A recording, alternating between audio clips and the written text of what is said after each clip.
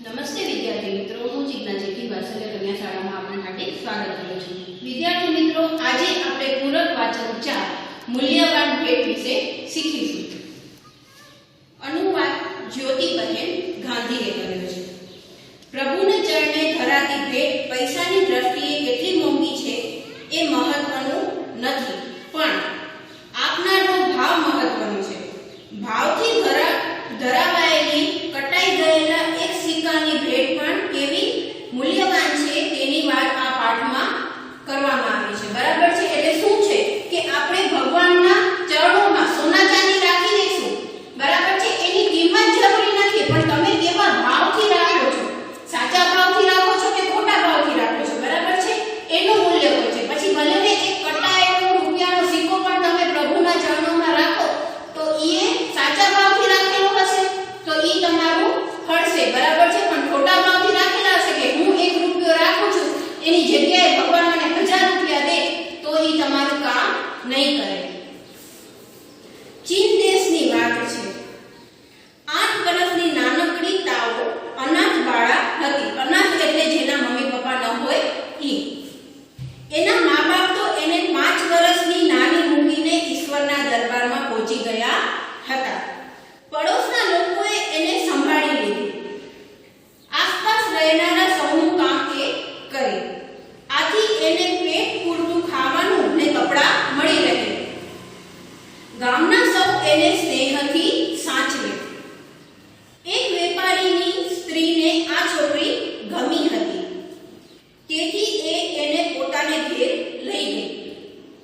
તાઓને કામ તો કરવું હતું, પણ અહીં એને એકને એક ઘરમાં કામ કરવાનો પ્રસંગ ઊભો થયો.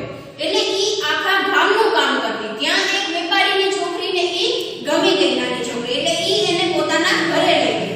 પણ એને એક જ ઘરમાં કામ નતું કરવું, એને તો આખા ગામમાં કરવું ગમતું હતું. અહીં આખો દિવસ કઈને કંઈ કામ પહોંચ્યા કરતું. આથી બહાર ફરવાનું બંધ થયું. પરિણામે બહારના મિત્રો સાથે રમવાની, કૂદવાની, ફરવાની મજા થતી રહી. એટલે ઈ બારે નથી નીકળી શકતી તો બારે રમવા કેવી રીતે થાય, બરાબર છે, ફ્રેન્ડ સાથે ફરવા કેવી રીતે થાય. અહીં પણ એને સૌના દિલ જીતી લીધા. એને કદી કોઈ કામ બતાવવું ન પડે. વળી એક કામ ભારે જીવનથી કરી આપે. એટલે એને ક્યારે એમ કેવું ન પડતું કે તું આ કામ કરી નાખ. જેમ ઈ જોતી કે આ કામ બાકી છે એમ ઈ તરત ફટાફટ કરી નાખતી. અને કેવી રીતે કરતી? એકદમ ધ્યાનથી કામ કરતી, કઈ ભૂલ ન કરતી કામમાં. વાસણ માંજીને અરીસા જેવા બનાવી દે.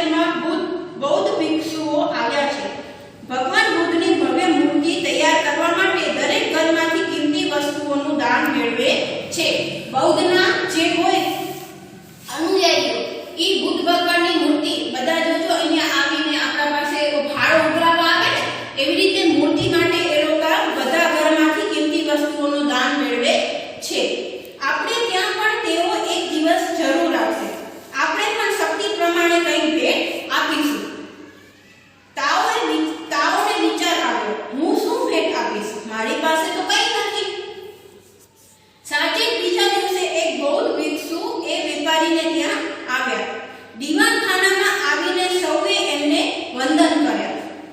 ભગવાનની પ્રતિમાની વાત તેમણે રજૂ કરી. ખૂણામાં બેઠેલી નાની તાઓએ પણ સૌ સાથે એમની વાત સાંભળી. પછી અંદર જઈને બધા પોતાની ભેટ લઈ આવ્યા. ભિક્ષુની જોડીમાં ભાતના રત્નજડિત દાગીના હતા. એટલે ભિક્ષુ પાસે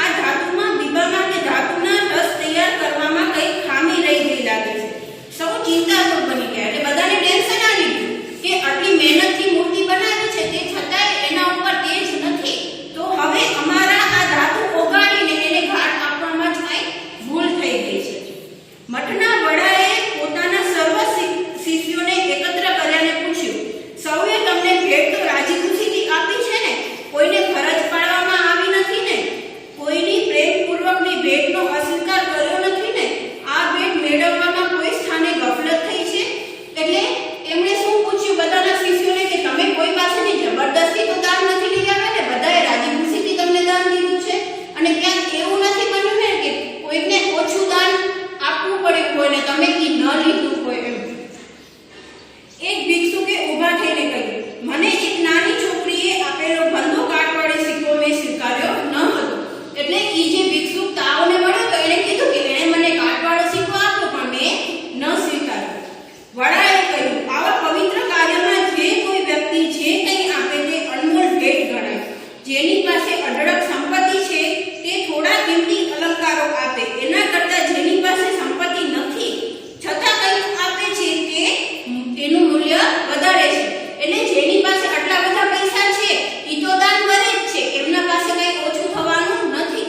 પણ જેની પાસે કશું જ નથી તે છતાં તે દાન કરે છે તો એ સૌથી મૂલ્યવાન ભેટ છે. ભગવાન બુદ્ધને એવી વ્યક્તિ સૌથી વધુ પ્રિય છે.